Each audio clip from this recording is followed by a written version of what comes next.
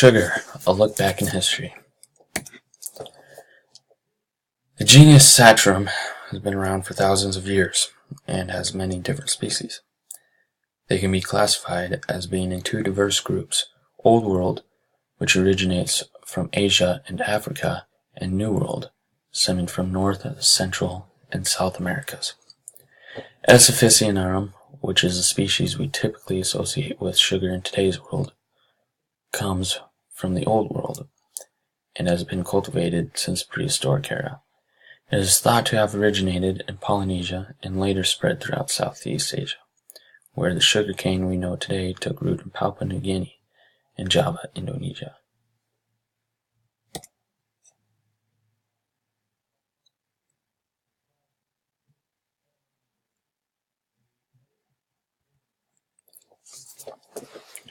Sugarcane was domesticated from civilizations of New Guinea near 10,000 years ago. From here it slowly stretched across Southeast Asia, southern China, and India, where the first organized production of sugar started.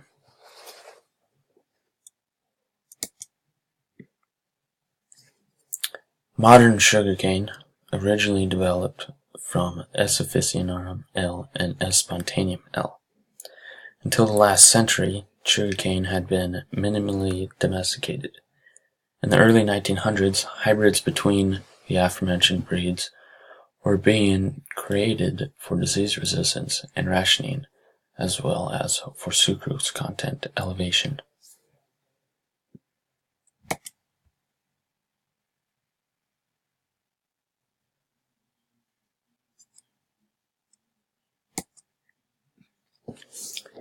Starting around 8000 BC, people who had lived in New Guinea had begun to spread out into the islands around them.